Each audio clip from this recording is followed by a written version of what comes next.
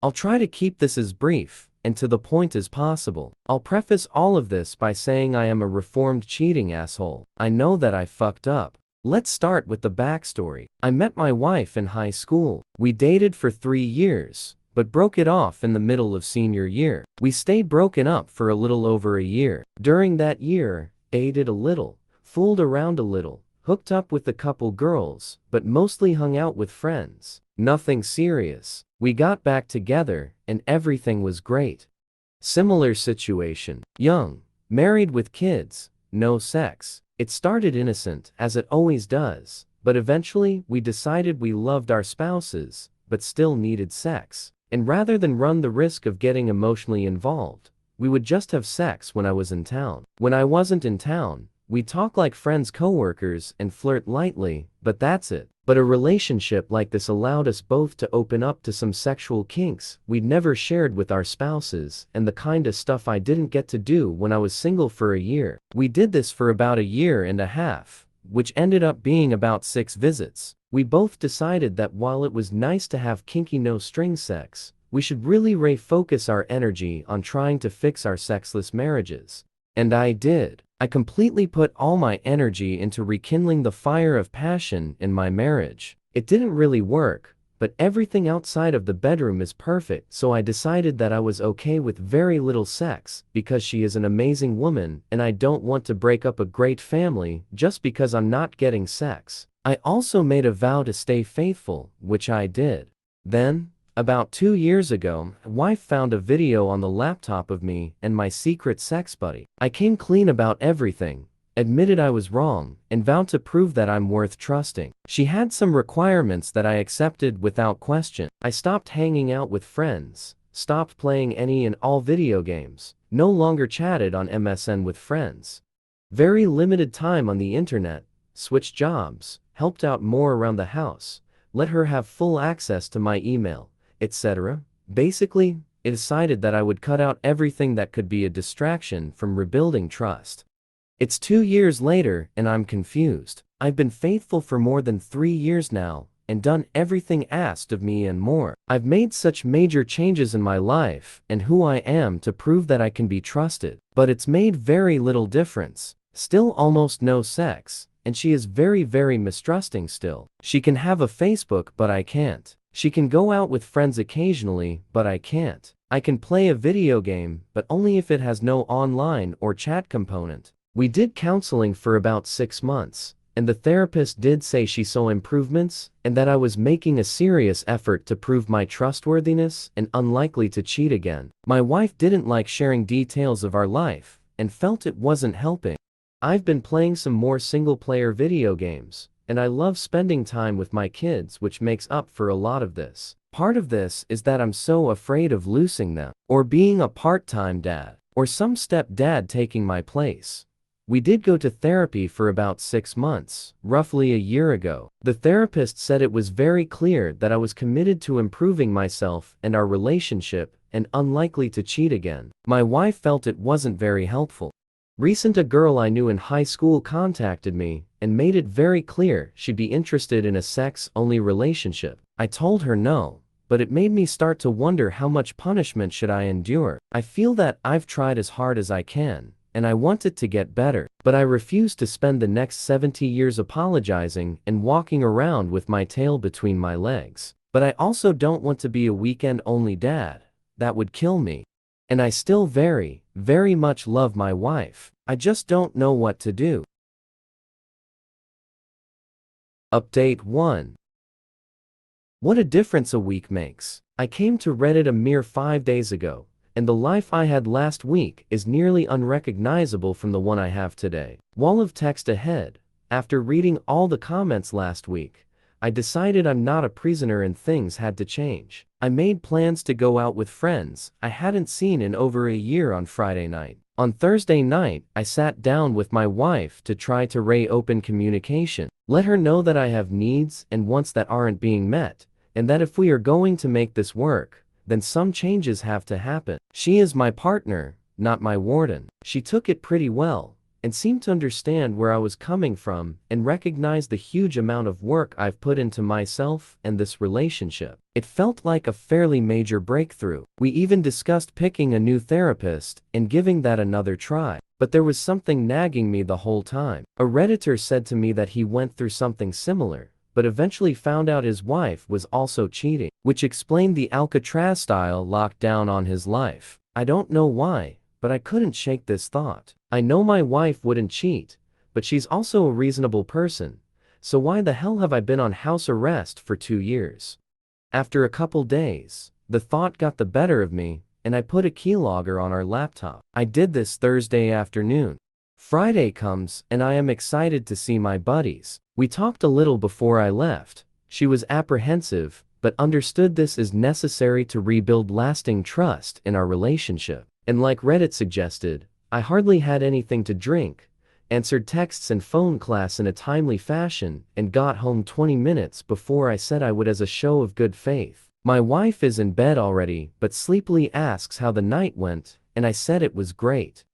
Saturday morning, we discuss it at length. She seems genuinely happy and understanding, and I am beaming ear to ear. Not only did I get to see the buddies, but it appears that I'm making headway in my relationship. Win-win. And while I'm on this euphoric high, I decide that trust is not made with the keylogger. It was dumb to install it, and will only create paranoia in me. I should also mention that while she has full access to my email, I have the same access to her email and Facebook. So really, it seemed that a keylogger was overkill. I go to uninstall it.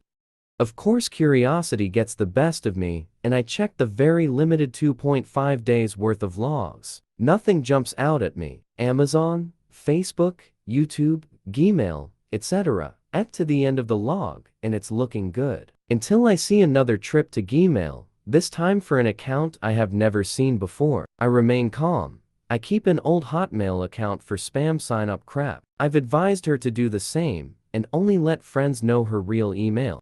Either way, I log into the new account. No spam, no nothing. It's empty. Just a bunch of empty folders. Until I hit the tax information folder.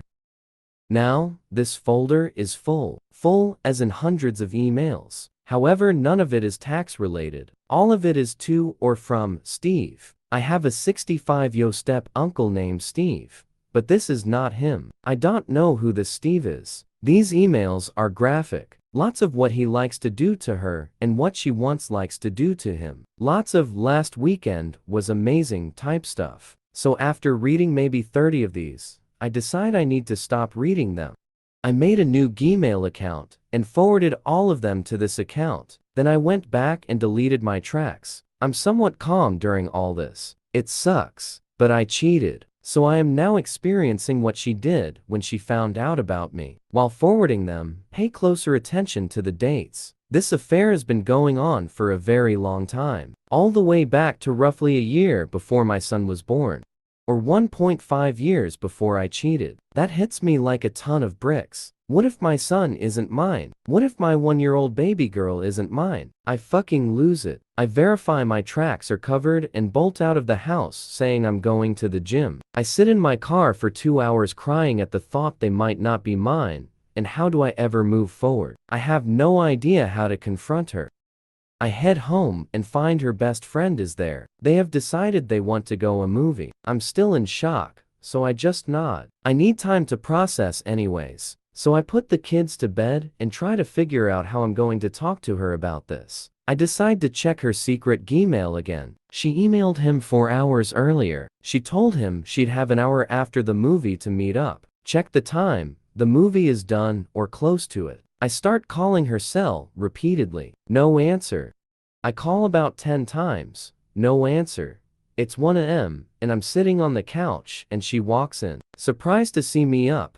Asks if I'm feeling okay. I stood up right in front of her and said I'm fine. And ask her, why didn't you pick up the phone? She says it was a movie, can't talk in a movie. And then she forgot to check it when she headed to the bar for one drink. She makes her way to the stairs and I say, how is Steve doing? Her face goes white.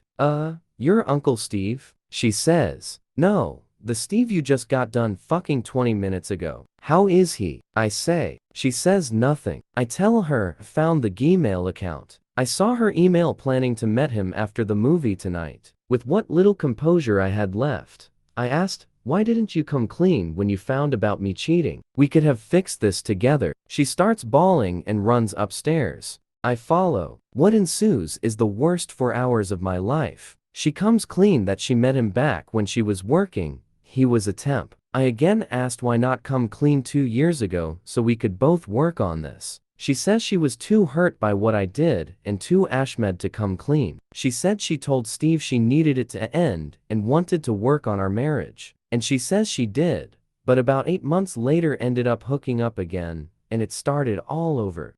I asked why the prison rules. She says it's because she loves me and didn't want me to leave. I explained that, while not right, I cheated because we didn't have sex. But obviously she was having sex elsewhere, so she didn't need it at home. So I asked why she cheated, because I know prior to Steve, we had sex 2 to 3 times a week, and she came 1 to 2 times each time. She says he was relentless in pursuing her, which made her feel sexy, and that the relationship was taboo, which added a thrill. Do you love him? To which she says no, but liked the thrill and the taboo. I could go on and on. I asked a million questions. Eventually, I asked the big question, are the 2 youngest kids mine? She assures me they are. I ask how can she be so sure, to which her response is she just knows. Despite what she says, she has no way, without a blood test, to assure me they are mine. I'm crushed on so many levels.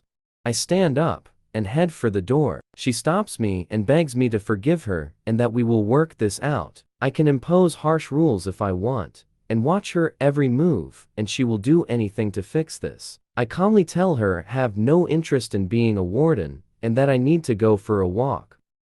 I walk for an hour and come home and crash on the couch. Sunday was beyond awkward. I said very little to her. I studied my 2 youngest, trying to find my traits in them. Every time I think I'd see something, it'd be struck by the fact that I don't know what Steve looks like. Perhaps he has big ears too, and that's where my son gets them. We talked briefly Sunday night. Despite wanting to ask more and understand more, soul just wasn't in it. So we went to bed separately, and I laid awake to the sound of her crying upstairs.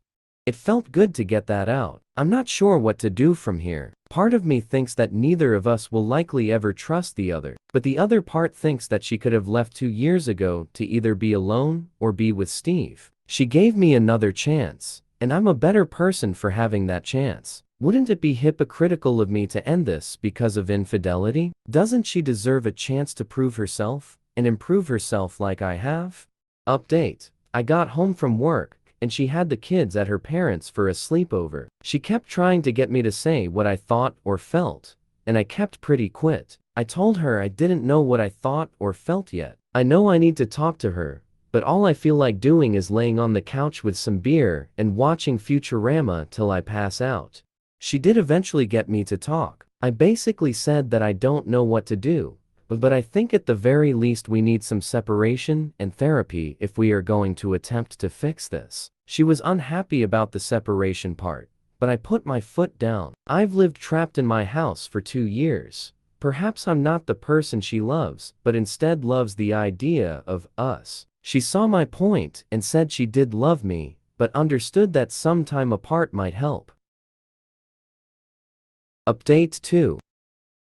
Hello. It's been a few months. I'd just like to say right away that you all helped so much. Well, it's 6 months after I found out my wife had been cheating, and a lot has changed. After finding out, the first thing I did was get the kids' DNA tested. Then I spent the next 2 weeks sleeping on the couch and having endless conversations with my wife. The more we talked, the more I felt like the world's biggest chump. I had poured my soul into fixing the relationship and was racked with guilt while she was out fucking some guy. But I also couldn't see myself just walking away. She'd been in my life since we were 15, we are 29. So I agreed to start therapy immediately and see how I felt after talking to someone else. To say the therapist was a bit shocked by our story is a bit of an understatement. This lady was pretty blunt in saying that nearly all of our problems stem from my wife's actions, and she needed counseling just for her, in addition to the couples session. While we were in therapy, I moved out and crashed with my best friend, but demanded the house on the weekend so I could be with the kids.